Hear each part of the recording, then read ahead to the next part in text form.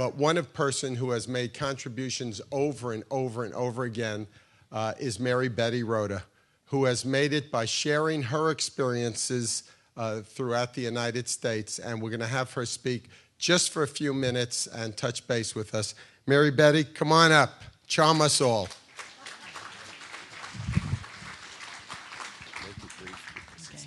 All right.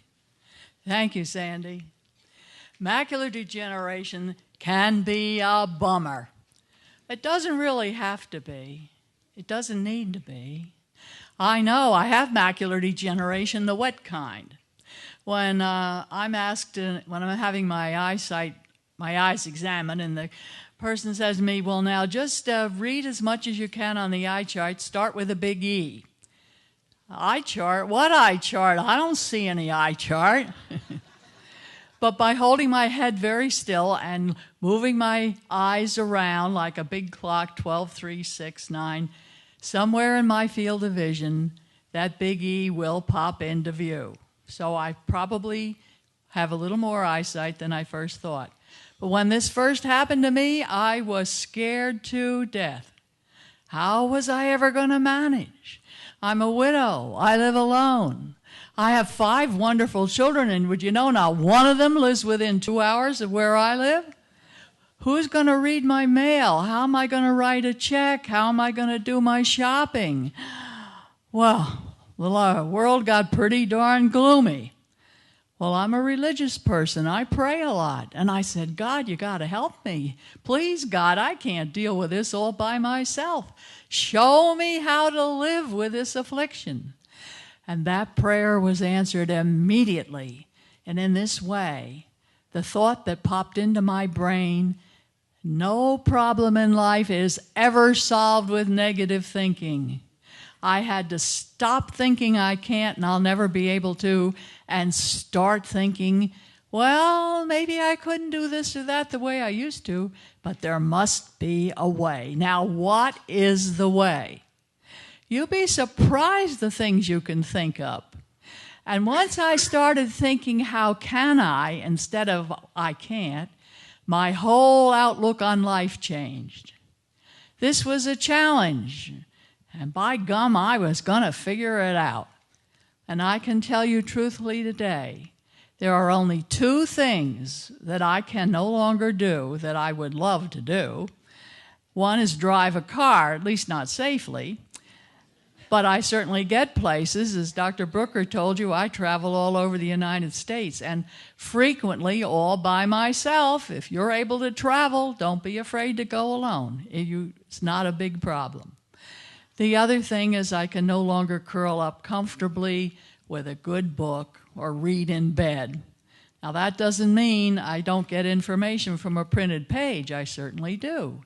I do it with the aid of a CCTV, which is commonly called a reading machine, with a computer program that talks to me, and of course with audio books.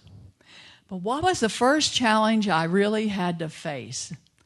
Well, I have to tell you, I was born with my share of feminine vanity, and I like to look nice. It's important to me. How on earth was I ever going to put my makeup on and fix my hair when I couldn't see myself in the mirror anymore? Now, there's a problem.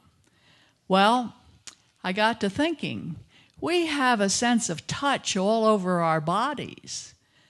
I have a sense of touch in my face. I've been feeling it ever since I was old enough to wash it myself, but I never thought about it.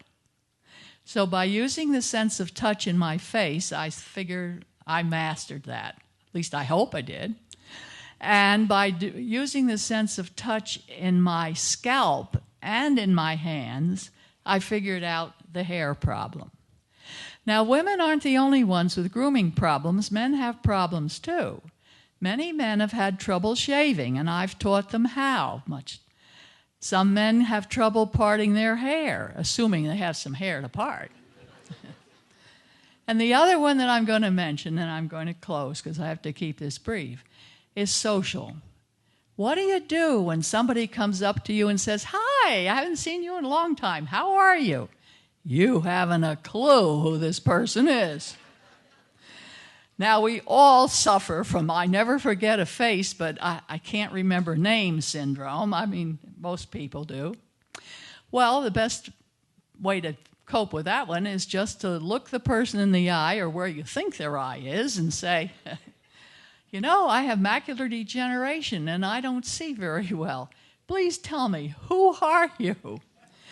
Well, some people will fall all over you with sympathy, and some people say, oh, Mary Betty, I forgot. You know, you don't act blind, you don't look blind, and I just forget. So that's fine with me. But there's a fringe benefit to all of this. From now on, you never have to worry about remembering names.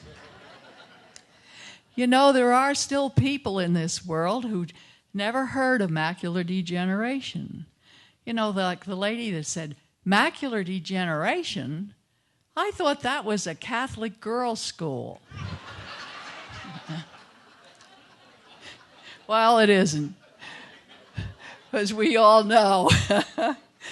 But I do want to leave you with these two thoughts. One is this: adversity comes to everyone in life. And we who are older have an obligation, an opportunity really, and an obligation to show those who come after us how to cope with adversity.